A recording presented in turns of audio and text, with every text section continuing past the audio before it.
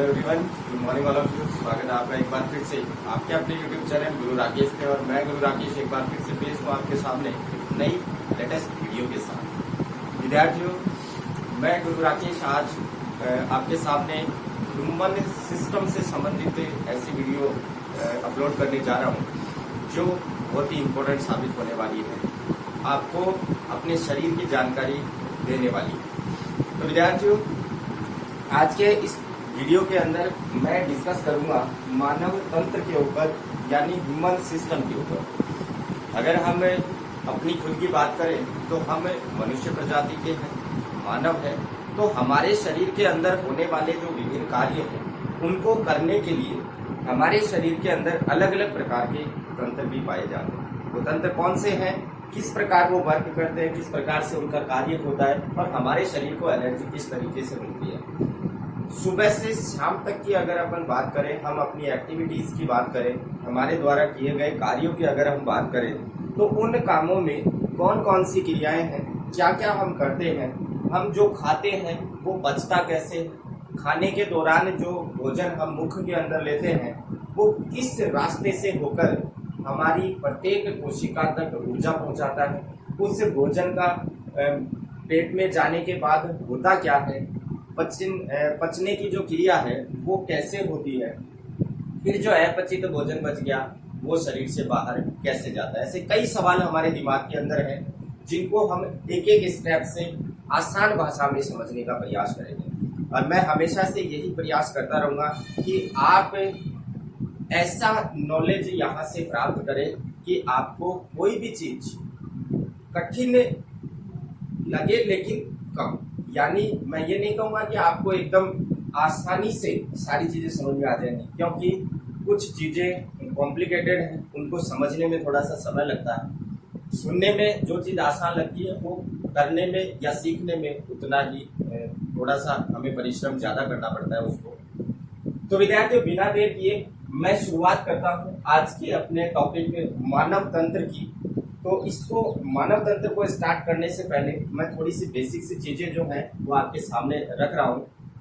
अगर हम इस पृथ्वी पर पाए जाने वाले जीवों की बात करें कि इस पृथ्वी पर किस प्रकार के जीव हैं, तो हम इस पृथ्वी के ऊपर दो प्रकार के जीवों की चर्चा कर सकते हैं।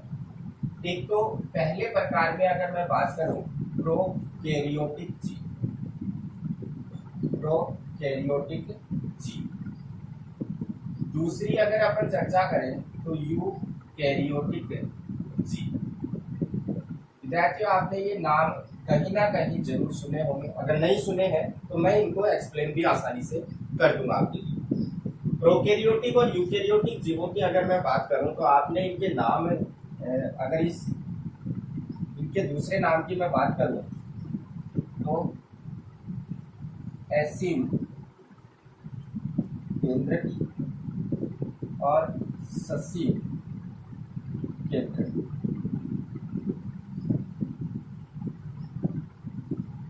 अगर अपन अपनी भाषा में बात करें तो ये तो है आदिम प्रकार और ये है नया या मॉडर्न।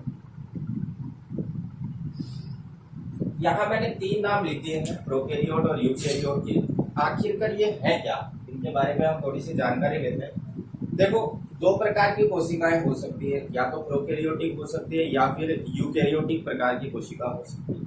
अब ये कोशिकाएं क्या है, कोशिका को समझने से पहले मैंने आपको पहले भी बताया था कि हम अगर किसी सजीव की बात करते हैं, इस पृथ्वी पर उपस्थित किसी भी सजीव की अगर अपन चर्चा करें तो उसके अंदर सबसे पहले कोशिका होनी जरूरी है। बिना कोशिका के वो सजीव नहीं हो सकता।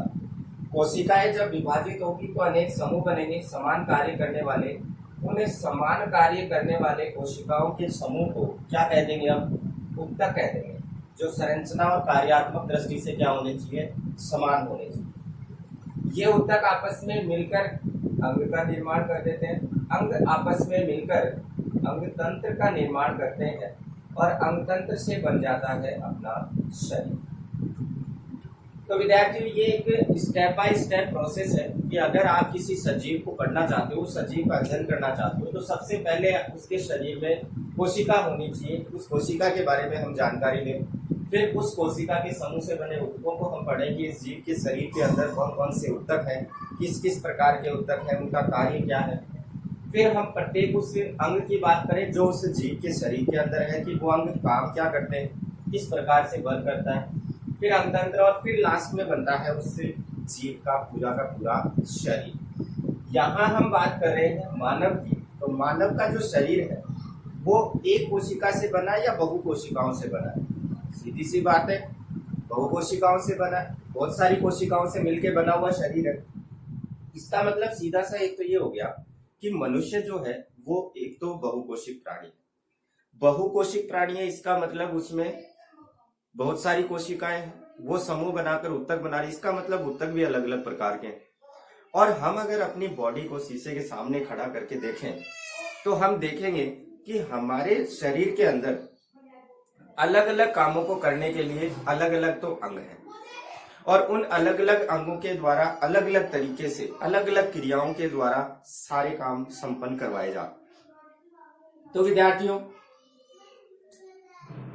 यहां आपको एक चीज ये याद रखनी है कि बहुकोशिक जो प्राणी है, उस बहुकोशिक प्राणी के लिए उसके शरीर में पाए जाने वाले जो अंग हैं वो अंग किस तरीके से कार्य करते हैं। यहां अगर मनुष्य की बात की जाए तो मनुष्य पहली चीज तो मानव की बात हो रही है, कैसा है, बहुकोशिक। दूसरी बात यूकेरियोटिक है, बहुकोशिक भी है और यूकेरियोटिक है। यहां इस चीज को समझना है। प्रोकैरियोट प्रकार का मतलब मैंने आपको बताया आदम प्रकार, यूकेरियोटिक प्रकार का मतलब मैंने आपको बताया मॉडर्न या नया। अब ये है क्या चीजें? प्रोकैरियोटिक प्रकार की कोशिका की अगर मैं बात करता हूं, प्रोकैरियोटिक प्रकार की कोशिका के अंदर केंद्रक की बात करें, क्योंकि कोशिका का नियंत्रण केंद्र किसको माना जाता है? केंद्रक को ही माना जाता है, क्योंकि टोटल जो क्रियाएं होती हैं कोशिका की वो सारी की सारी कंट्रोल किसके द्वारा होती है? न्यूक्लियस के द्वारा होती है, यानी केंद्रक के द्वारा होती है। केंद्रक कम विकसित, पहली बात। दूसरी चीज, ये जो केंद्रक है ये कोशिका में पाया जाने वाला एक कोशिकांग है। कोशिकांग का मतलब मेरा यहाँ ये है कि कोशिका में पाए जाने वाले जितने भी अंग हैं वो सारे के सारे क्या कहलाएंगे? कोशिकांग कहलाएंगे। केंद्रक भी उन्हीं कोशिकांगों में से एक है।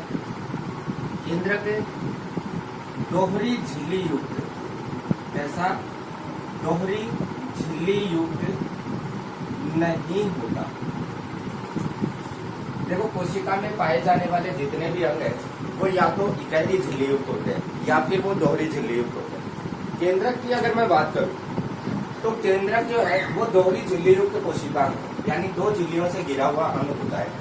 लेकिन इस प्रोकैरियोटिक प्रकार के जीव के अंदर ये केंद्रक दोहरी झिल्ली युक्त नहीं होता। पहला अंतर तो ये आ गया इसके अंदर। दूसरे अंतर की अगर मैं बात करूं, दूसरी तरफ हम बात करें, प्रोकैरियोटिक जीव है, इसका मतलब ये हुआ इसके अंदर कोशिका भी कैसी होगी? प्रोकैरियोट प्रकार की होगी। कोशिका कैसी होगी? प्रोकैरियोटिक कोशिका की होगी। अब अगर यूकेरियोटिक की बात कर ले तो यूकेरियोटिक में पहला अंतर अपन ने लिया केंद्रक के विकसित होने के बाद। तो यहाँ पर केंद्रक अधिक विकसित क्या होगा? न्यूक्लियस जो है वो वेल डेवलप होगा। दूसरी बात, केंद्रक दोहरी झिल्ली युक्त होता है। तीसरी अगर अपन अंतर के तौर पे देखें तो अगर यूकेरियोटिक जीव है तो कोशिका का प्रकार क्या हो जाएगा? यूकेरियोटिक प्रकार की कोशिका। अब इसके अलावा प्रोकैरियोट और यूकेरियोटिक कोशिकाओं में अंतर बहुत से हैं। अगर इस प्रोकैरियोट कोशिका के अंदर के कोशिकाओं की मैं बात करूं तो इसमें 70S प्रकार का जो राइबोसोम है वो पाया जाता है। और राइबोसोम के बारे में आपको पता ही होगा, राइबोसोम का काम क्या है। राइबोसोम का काम है प्रोटीन सिंथेसिस करना या प्रोटीन का संश्लेषण करना, और यहाँ पर 80S प्रकार का पाया जाता है। अब ये राइबोसोम की अगर मैं बात करूँ तो अन्य कोशिका में और भी बहुत सारे हैं जो इन दोनों के अंदर डिफरेंस करते हैं, अंतर करते हैं। तो विद्यार्थियों, हम बात कर रहे थे मानव की। तो मानव के अंदर पाई जाने वाली जो बहुकोशिकीय संरचना है, सीधी सी बात एक है कि अगर एक कोशिका को समझना हो तो सिंपली हम एक कोशिका का अध्ययन आसानी से कर लेंगे, लेकिन अगर वही शरीर बहुकोशिक हो तो उसकी स्टडी करना थोड़ा सा कॉम्प्लिकेटेड हो जाता है, थोड़ी सी जो क्रियाएं हैं वो थोड़ी जटिल हो जाती हैं। लेकिन हम मानव के अंदर पाए जाने वाले जो बहुकोशिक शरीर है मानव का, उसमें पाए जाने वाले विभिन्न तंत्रों का अध्ययन बहुत ही सिंपली स्टेप में करेंगे, ये मेरा आपसे वादा है। ये तो बेसिक सी चीजें जो थी वो मैंने आपको बताई कि मानव की अपन स्टडी कर रहे हैं, तो थोड़ा सा हम उसकी हिस्ट्री के बारे में जान लें कि मानव के अंदर किस प्रकार कौन सी चीजें होती है, किस प्रकार का प्राणी है मानव, ये कोशिक है या बहुकोशिक है, प्रोकैरियोट है या यूकैरियोट है। ये तो बेसिक सी चीजें होगी। अब हम स्टार्ट करते हैं अपना जो मेन टॉपिक था, मानव के तंत्रों। जैसा कि मैंने आपको पहले भी बताया कि मानव के शरीर में या हमारे अपने शरीर के अंदर हर काम को करने के लिए, यानी प्रत्येक काम के लिए अलग से एक तंत्र है, और वो तंत्र ही उस काम को संपन्न करवाता है। जैसे आज की अगर मैं तंत्र की बात करूं तो आज मैं आपको बताने जा रहा हूं पाचन तंत्र के बारे में। इसके बारे में, पाचन तंत्र के बारे में, यानी हम जो भी पदार्थ या जो भी वस्तु हम अपने मुंह के अंदर लेते हैं या भोजन के रूप में हम जिस भी पदार्थ को ग्रहण करते हैं बाहर से, उस भोजन का मुख में आने के बाद क्या होता है, वो भोजन मुख से कहाँ जाता है, उसका स्टोरेज या उसका भंडारण कहाँ होता है, और भंडारण होने के बाद ऐसी कौन सी क्रियाएं होती है कि जो भोजन आपने खाया था, आपका पेट भर गया था, उसके बाद आपने खाना बंद कर दिया। खाना बंद करने के बाद जैसे ही आपने थोड़ा सा वर्क किया है, थोड़ा सा काम किया, या फिर आप थोड़ा घूम के आए, आपने सुबह भोजन किया, शाम को आपको दोबारा भूख लगी, तो आपने जो सुबह भोजन किया था उस भोजन का क्या हुआ, ये सारी चीजें हम आज के इस वीडियो के अंदर देखेंगे कि होता क्या है। तो इसको समझने से पहले इस पाचन तंत्र के मुख्य अंग की मैं बात करता हूँ कि मनुष्य शरीर में पाचन की क्रिया को संपन्न करने के लिए मुख्य अंग कौन सा है, तो उस अंग का नाम है आहार नाल। क्या नाम हो गया? आहार नाल। अब इस आहार नाल की अगर बात करें तो इस आहार नाल के बारे में हम विस्तृत अध्ययन करेंगे। ये जो आहार नाल है, इस आहार नाल की लंबाई सबसे फर्स्ट देखते हैं। आहार नाल की लंबाई तो विद्यार्थियों ये 6 से 10 मीटर लगभग मानी जाती, 8 से 10 भी मानी जाती, 6 से 10 मीटर अपन नियर अबाउट में ले लेंगे, लगभग में ले लेंगे। अगर इसकी स्थिति की बात करूं तो ये मुख से गुदा तक फैली रहती है। कहाँ तक फैली रहती है? मुख से लेकर गुदा तक। यानी जैसे ही आपने भोजन ग्रहण किया, उसके आपने वो भोजन मुख में लिया, मुख से पीछे की साइड से आहार नाल स्टार्ट हो जाती है। आप ये मान लो कि मुख से ही स्टार्ट हुई और लास्ट आपकी गुदा वाले पार्ट तक जाकर वो क्या होती है? एंड होती है। तो मुख्य अंग तो हो गया अपना आहार नाल। अब इस आहार नाल की जब अपन बात कर रहे हैं तो इस आहार नाल में बहुत सी ऐसी संरचनाएं होती है जो मिलकर किसका निर्माण करती है? आहार नाल का निर्माण करती है। तो उन संरचनाओं की मैं बात करता हूँ। आहार नाल में सबसे पहले आहार नाल के डायग्राम की यहाँ मैं थोड़ी सी चर्चा कर लेता हूँ। आहार नाल के डायग्राम को अगर अपन देखें तो मुख के बाद गला आता और गले से नली निकलती, नली के बाद अपना स्टोमक वाला पार्ट आ जाता है और स्टोमक वाले पार्ट के बाद ऐसे रस्सी के समान, यानी ऐसे कुंडली पे संरचना स्टार्ट हो जाती है जिसको हम आंत कहते हैं। क्या नाम दिया गया है? आंत नाम दिया गया है। इसके बाद इसी के पीछे की साइड से एक संरचना और निकलती है जो आंत का ही पार्ट है, जिसको बड़ी आंत के नाम से जाना जाएगा। ये विद्यार्थियों बोर्ड के ऊपर सिर्फ द्विविमीय जो दिशा है आपको वो ही दिखाई देगी, तो आप ये ना समझें कि ये छोटी आंत से जुड़ी हुई है, ये पीछे की साइड से कनेक्ट है। यहाँ अगर मैं बात करूँ थोड़ा सा मुख की, तो मुख नाक हो गया, नाक के बाद यहाँ इस प्रकार से ये हो गया अपना मुख, और इस प्रकार से अपने विद्यार्थियों अगर मैं इसको यहाँ ऐसे जोड़ दूँ, ये अपनी मुख की संरचना हो गई। इसको मैं नाम दे देता हूँ यहाँ पे, ये हो गई अपनी रस्सी। इसको अपन कह देंगे ग्रास नाल, या ग्रास नलिका भी इसको कहा जा सकता है। इसको मैं नाम दे देता हूँ आमाशय। ये हो गई अपनी बड़ी आंत, और ये हो गई अपनी छोटी आंत, और ये हो गया दांत। इसका दूसरा नाम है मलाशय। को क्या नाम दिया जा सकता है? मलाशय भी कह सकते हैं। तो विद्यार्थियों ये तो था एक आहार नाल की, अगर अपन स्ट्रक्चर देखना चाहें कि आहार नाल होता कैसा है, उस आहार नाल की संरचना में कौन कौन सी चीजें हैं, किस प्रकार से हैं, तो आप इन नामों को थोड़ा सा ध्यान रखिए। यहाँ अगर मैं बात करूं तो यहाँ इस तरीके से ऊपर की तरफ निकल कर आता है आपका एक, जिसको हम यहाँ नाम दे देते हैं विकास, और यहाँ एक संरचना होती है पत्ती के समान। पत्ती का मतलब है यहाँ लीफ। इस पत्ती के समान संरचना को नाम दिया गया है अपना। ये विद्यार्थियों एक आहार नाल की जब अपन संरचना बनाते हैं तो आपके सामने ये सारे पॉइंट निकल के सामने आते हैं।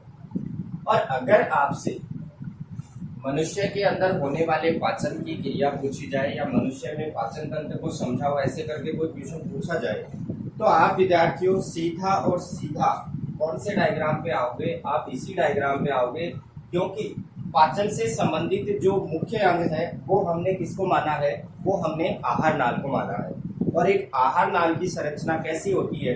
वो ऐसी होती है जो आपको मैंने यहाँ बोर्ड पे बना के दिखा रखा है।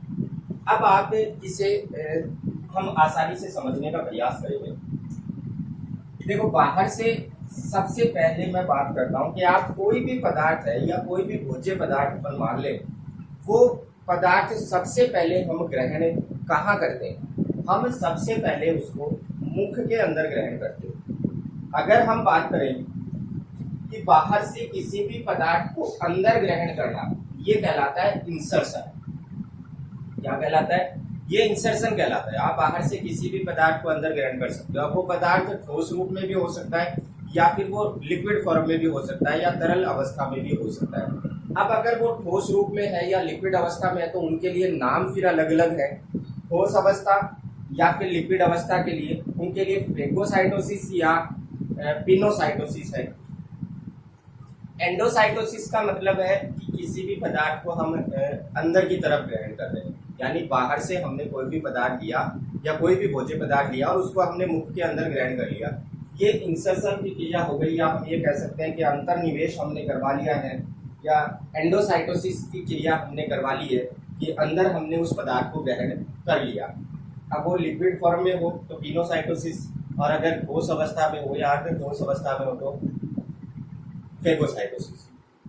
तो विद्यार्थियों ये थी आहार नाल। अब यहाँ पर मैं बारी बारी से, मैंने जो यहाँ पर इस डायग्राम में नाम लिखे हैं, मैं इस डायग्राम के अंदर पाए जाने वाले इन नामों की बारी बारी से यहाँ आपके सामने चर्चा कर रहा हूँ। सबसे पहले मैं बात कर रहा हूँ वही जो अपन टॉपिक यहाँ स्टार्ट करने वाले थे कि आहार नाल की संरचना में कौन कौन से अंग होते हैं। तो ये सारे अंग हैं आहार नाल की संरचना में। यहाँ इस आहार नाल में सबसे पहला मुख। मुख की अगर बात करें तो होता क्या, मुख क्या है। आप अगर अपने आप को शीशे के सामने खड़ा करें तो सबका मुख अलग अलग है। मुख की स्ट्रक्चर, मुख की संरचना, आकार, आकृति सब अलग अलग है। अपने आप को हम डिनोट कर सकते हैं, देख सकते हैं शीशे के अंदर, आइडेंटिफाई भी कर सकते हैं कि हमारा मुख किस तरीके का है। बहुत ही सुंदर मुख है आप सभी का। तो विद्यार्थी, ये मुख जो होता है इसकी एक्चुअल डेफिनेशन हम क्या दें। तो मुख के बारे में मैं एक चीज ये कह सकता हूं कि ऊपरी व निचले, निचले का मतलब मेरा है यहाँ मतलब नीचे वाले, ऊपरी व निचले ओष्ठ से घिरी संरचना, ऊपरी व निचली ओष्ठ से घिरी संरचना मुख कहलाती या मुख होती। अब सीधी सी बात है, आपकी मुख की जब आप अपना मुखड़ा, चेहरे की बात कर रहा हूं मैं, आप जब आप अपना मुख शीशे के सामने देखोगे तो आपको दो लिप्स मिलेंगे, दो ओष्ठ आपके मुख के अंदर है, ऊपरी लिप ये, निचला लिप ये। और इन दोनों के बीच के अंदर अगर पीछे की साइड में देखें तो हमें अपना मुंह खोलना पड़ेगा। इन दोनों अब ऊपरी और निचले ओष्ठ से घिरी जो संरचना है उसी को हम क्या कह रहे हैं, मुख कह रहे हैं। अब आप अपने मुख को या इन होस्टों को ऊपर करके आसानी से देख सकते हो कि आपका मुख है क्या एक्चुअल। इस मुख की संरचना की अगर बात की जाए तो इस मुख के अंदर दो चीजें होती है। एक तो होती है इसमें जीभ, एक होती है इसमें दांत। जीभ की अगर बात करूं तो यहाँ हम ये भी कह सकते हैं इसमें लार ग्रंथियां क्या पाई जाती है, इसमें लार ग्रंथियां। यानी मुख के अंदर दो इंपॉर्टेंट चीज है, एक तो है लार ग्रंथियां और एक है दांत। दोनों ही अपनी अपनी जगह पर बहुत ही इंपॉर्टेंट वर्क करते हैं, बहुत ही महत्वपूर्ण कार्य संपन्न करवाते हैं। कैसे करवाते हैं उनकी चर्चा हम अभी करेंगे। देखो, अगर हम मुख की बात कर रहे हैं तो मुख में उपस्थित चीजों की बात करें, सबसे पहले मैं बात कर रहा हूँ यहाँ मुख के अंदर उपस्थित दांतों की। दांत मोस्टली आप जानते हैं क्या काम करते हैं, कई तरीके के काम कर सकते हैं। दांत जो है वो जो भी भोज्य पदार्थ आपने बाहर से ग्रहण किया है उसके छोटे छोटे टुकड़े करने के भी काम आ सकते हैं। दांत उस भोजन को पीसने का काम भी करेंगे, क्योंकि वो ठोस अवस्था में निगला नहीं जा सकता, तो निगलने लायक उसे बनाने के लिए दांत बार बार क्या करते हैं, गति करते हैं। और गति करने के दौरान उन दांतों के बीच में आया हुआ जो भी भोज्य पदार्थ है वो क्या हो जाता है, पिसकर बारीक बन जाता है या अर्ध ठोस अवस्था में चला जाता है। लार ग्रंथियों की अगर मैं बात करूं तो लार ग्रंथियां जो है वो स्राव किसका करेगी, नाम से पता चल रहा है, लार का स्राव करेगी। और उस लार के अंदर पाया जाने वाला जो एंजाइम है, यानी ये मोस्ट क्वेश्चन आपके सामने आ रहा है, कई बार पूछ लिया जाता है कि लार में, यहाँ अगर क्वेश्चन की मैं बात करूं तो लार में उपस्थित एंजाइम, ये पूछ लिया जाता है कि लार में कौन सा एंजाइम पाया जाता है। तो यहाँ आपको याद रखना है लार में एमाइलेज भी होता है और लार में रेनिन भी होता है। ध्यान रहे विद्यार्थियों, ये रेनिन वाला जो ऑप्शन है ये आपको थोड़ा सा मोस्ट रूप से याद रखना है, क्योंकि लार में पाए जाने वाले एंजाइम के बारे में कई बार ऑप्शन जो आ जाते हैं, ऑप्शनली जो क्वेश्चन आए, उन ऑप्शन वाले क्वेश्चनों के अंदर आपको एमाइलेज नहीं मिलता और एमाइलेज ना मिलकर आपको वहाँ रेनिन मिलता है। और रेनिन के अलावा वहाँ पर एक ऑप्शन मिलता है आपको उपरोक्त में से कोई नहीं।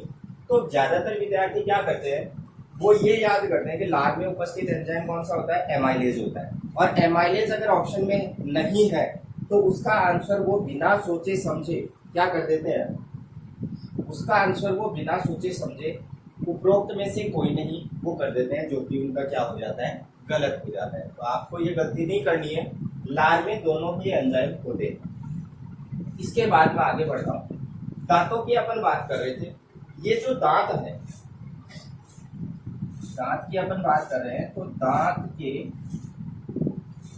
पहले तो दांत की विशेषता की अपन बात कर लेते हैं। यहाँ इसकी बात कर ले, दांतों की विशेषताओं की बात कर लेते हैं।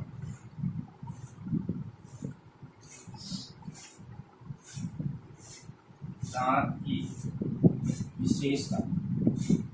अब यहाँ पर विद्यार्थियों आपको कंफ्यूज नहीं होना है, अपन किसके दांत की बात कर रहे हैं, अपन अपने दांत की बात कर रहे हैं या मनुष्य के दांत की बात कर रहे हैं। तो मनुष्य के दांतों की दो ही विशेषताएं हैं। सबसे पहली गर्त दंती होते हैं। कैसे होते हैं? गर्त दंती होते हैं। और दूसरी द्विबार दंती होते हैं।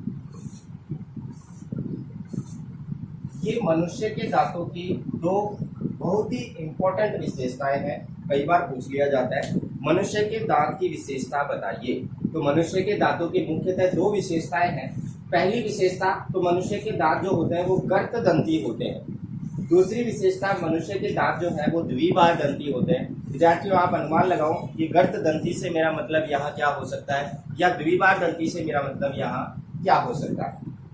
तो विद्यार्थियों गर्त दंती से मेरा मतलब यहाँ ये है, गर्त का मतलब होता है गड्ढे और दंती का मतलब यहाँ अर्थ लगाएंगे हम दांत। तो सीधा सा मतलब हो गया कि दांत जो है वो गड्ढों के अंदर व्यवस्थित होते हैं।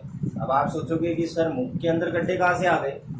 तो विद्यार्थियों आप याद करो कि आपके मुख के अंदर दो जबड़े भी, एक ऊपरी जबड़ा है एक निचला जबड़ा है। उस जबड़े के अंदर मांसपेशियों के बने हुए गड्ढे हैं, यानी मसूड़ों के मसूड़े जिसको अपन कहते हैं, उनके बीच में आपने देखा होगा दांत फंसा होता है दो मसूड़ों के बीच में। तो उन मसूड़ों के बीच में एक गर्त जैसी संरचना होती है जिसको हम क्या नाम दे रहे हैं? गर्त नाम दे रहे हैं। और वो दांत उस गर्त के अंदर फंसा हुआ रहता है, इसलिए हमने क्या कह दिया कि वो किस प्रकार के हैं? गर्त दंती। द्विबार दंती का मतलब यस, द्विबार दंती का मतलब सीधा सा हुआ, द्वि का मतलब दो, बार का मतलब बार यानी दो बार आना, दंती का मतलब दांत, दो बार दांतों का आना, ये क्या कहलाता है? द्विबार दंती। तो विद्यार्थियों आप अपने बचपन को याद करो, अगर आप थोड़े से जवान हो चुके हो, अगर आप अभी भी बचपन में हो तो आप ये चीज देखें कि आपके अंदर दांत दो बार आते हैं। या फिर आप अपने पेरेंट्स से पूछ सकते हो कि मेरे दांत कितनी बार आए थे, तो वो आपको जरूर बता देंगे कि बेटा आपके दो बार दांत आए थे। एक बार दांत आए छोटी सी उम्र के अंदर और वो टूट गए, फिर दोबारा जो दांत आए वो परमानेंट हो गए, जो आपके अंदर अभी भी उपस्थित है। तो विद्यार्थियों दांत की विशेषताओं की मैंने यहाँ आपसे बात की। गर्त दंती होते हैं, द्विबार दंती होते हैं। अब ये द्विबार दंती लाइफ में दो बार दांत किस प्रकार से आते हैं उनकी मैं यहाँ चर्चा कर रहा हूँ कि ये जो दांत है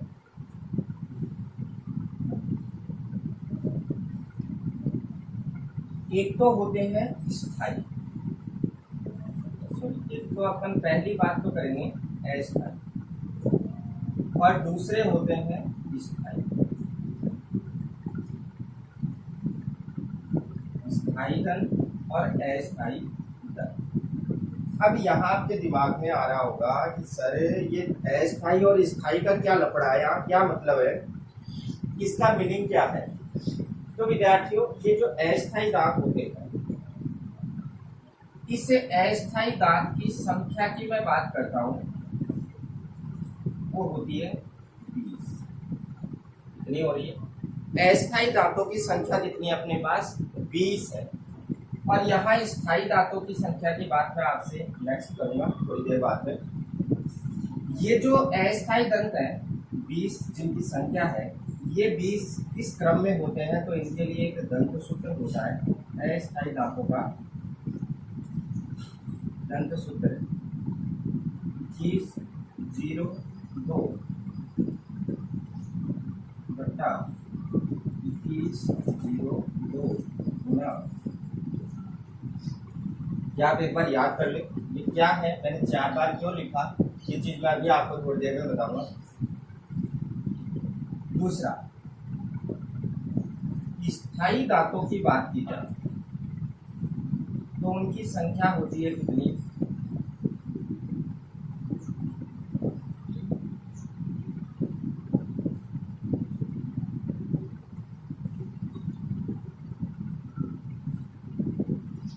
दंत सूत्र क्या होगा? 21 23 21 23 गुना। अब विद्यार्थियों आप यहाँ कैलकुलेशन निकाल सकते हैं। ये तो बराबर हो गए कितने? 20 और ये बराबर हो गए कितने? 25। आपने सुना होगा कई बार जब बचपन में आपकी आपस में अपने फ्रेंड से लड़ाई होती थी तो वो आपको कहता था कि तेरी 32 ही तोड़ दूं, या वो आपको ये धमकी देता था कि ज्यादा मत बोल वरना तेरी 32 ही निकाल के हाथ में दे दूंगा। वो 32 का मतलब क्या है? कोई चिमनी वाली बत्ती नहीं थी। वो 32 का मतलब था कि आपके मुख के अंदर जो 32 दांत है वो मैं तोड़ूंगा। मैं नहीं कह रहा हूँ ये चीज, ये आपके बचपन में आपके साथ घटी होगी घटना, उसकी बात मैं यहाँ कर रहा हूँ। तो विद्यार्थियों ये दो प्रकार के जो दंत हैं, अस्थायी दंत और स्थायी दंत, उन दंतों के दंत सूत्रों की मैंने आपको यहाँ चर्चा कर दी है।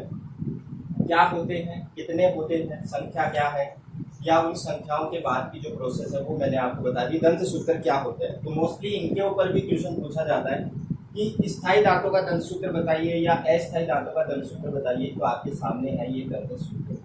यहाँ पर आप काउंट कैसे करेंगे? 2 1 3 3 और 2 5, 5 और 5 ही नीचे है, 10 और 10 को 2 से मल्टीप्लाई करें कितने हो गए? 20, क्योंकि जबड़े 2 हैं, ऊपरी जबड़ा और निचला जबड़ा। यहाँ पर काउंट करें तो 2 और 1 3, 3 और 2 5, 5 और 3 8, 8 और नीचे 8 16 गुना 2 बराबर 32। तो ये तो विद्यार्थियों बात हो गई किसकी? कि मुख के अंदर जो दांत होते हैं उनकी विशेषताओं की और उन दांतों की दंत सूत्रों की बात मैंने यहाँ आपसे कर ली। तीसरी बात मैं यहाँ करता हूँ कि ये जो दंत है इन दांतों के प्रकार कितने हैं। तो यहाँ पर हम बात करेंगे दांतों के प्रकार।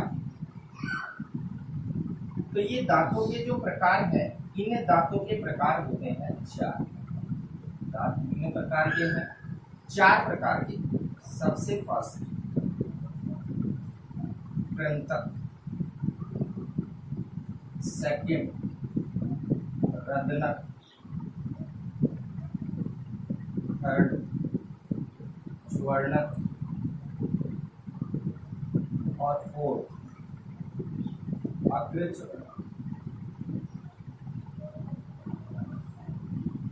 देखो विद्यार्थियों कुछ नाम जो होते हैं साइंस के अंदर वो हिंदी में थोड़ा सा याद होना थोड़ा सा कठिन होता है, थोड़ी सी मुश्किल होती है उन्हें हिंदी में याद करने की। तो यहाँ मैंने कृंतक, रदनक, ज्वर्णक, अग्रज्वर्णक ये 4 प्रकार के दांत ही है। कृंतक, रदनक, ज्वर्णक, अग्रज्वर्णक।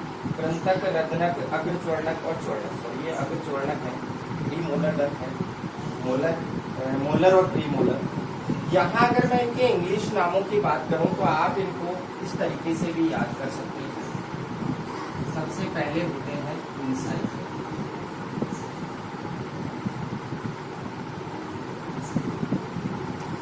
दूसरे होते हैं कैनाइनर,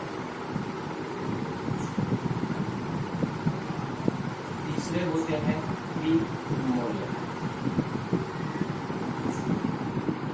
और लास्ट होते हैं आपके मोलर दंत, जिनको अक्कल दाढ़ भी कहा जाता है। अब विद्यार्थियों ये तो हो गए दांतों के प्रकार की बात। 4 प्रकार के दांत हैं, इनमें सबसे खतरनाक प्रकार के जो दांत हैं वो है आपके इंसाइजर। इंसाइजर को अपन ये मान सकते हैं कि ये बहुत ही खतरनाक इसलिए है क्योंकि किसी भी वस्तु को काटने में या पकड़ने के अंदर मजबूती से पकड़ने के लिए ये बहुत ही शार्प भी होते हैं, धारदार भी होते हैं, नुकीले भी होते हैं, तो काटने में ये बहुत ही हेल्पफुल होते हैं। ये जितने भी प्रकार मैंने आपको बताए 4 प्रकार, ये चारों के चारों प्रकार के जो दंत हैं इनकी जो स्थिति है वो अलग अलग अवस्थाओं के अंदर होती है, क्योंकि भ्रूणीय अवस्थाएं अलग अलग होती है। अलग अलग अवस्थाओं के अंदर ये दांत जो है वो अलग अलग समय पर जनरेट होते हैं मुख के अंदर या निर्मित होते हैं मुख के अंदर, और इन सब का काम है किसी का काटना, किसी का कुतरना, किसी का चबाना, किसी का भोजन को पीसना, बारीक चूर्णित अवस्था में लाना।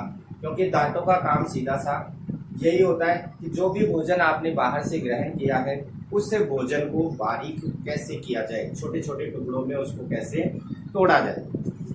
तो ये हो गए विद्यार्थियों दांत। इसके अलावा अगर मुख की मैं बात करूं तो कई बार कहा भी जाता है कि छोटी सी कहावत या अपन ये कहेंगे एक छोटी सी लाइन भी है कि 32 भाइयों की एक बहन होती है, वो भी मुख के अंदर होती है। 32 भाई किसको कहा गया? 32 भाई कहा गया है इन दांतों। 32 है इसलिए 32 भाई हो गए, उनकी एक बहन यानी कि जीभ। तो जीभ को उन 32 भाइयों की बहन बना रखा है। दोनों के अंदर बहुत ही अच्छा कॉम्बिनेशन है कि अगर उन भाइयों ने ज्यादा अगर कुछ किया या ज्यादा अगर उन्होंने अपनी बहन को परेशान किया यानी जीभ को परेशान किया, तो वो जीभ बदला लेने के लिए उनकी 32 ही निकलवा सकती है।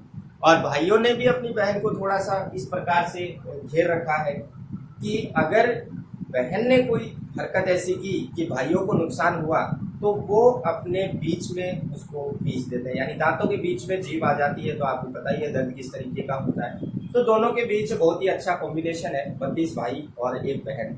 ये आपके मुख की संरचना मैंने आपको बताई कि मुख के अंदर कौन कौन सी चीजें होती। तो विद्यार्थियों, ये था आहार नाल का पहला पार्ट मुख, जिसके बारे में हमने डिस्कस किया। इस मुख के अंदर कौन कौन सी चीजें होती हैं, वो सारी चीजें हमने आज यहाँ देखी। इसके बाद विद्यार्थियों, नेक्स्ट वीडियो के अंदर हम डिस्कस करेंगे कि जो भोजन हमने लिया था उस भोजन का मुख के अंदर क्या होता है, फिर मुख से वो भोजन ग्रसनी ग्रासनाल से होता हुआ आमाशय में कैसे जाता है, फिर आमाशय में उसका क्या होता है, और लास्ट गुदा में आने तक उस भोजन की अवस्था किस प्रकार की हो जाती है। तो विद्यार्थियों, तब तक कंटिन्यूअसली देखते रहिए आपके अपने यूट्यूब चैनल गुरु राकेश को, और देखते रहिए ऐसी ही आकर्षक वीडियो मैं आपके सामने पेश करता रहूँगा हमेशा। ये मेरा आपसे वादा रहा। तब तक के लिए धन्यवाद। घर पे रहें, सुरक्षित रहें। Good bye.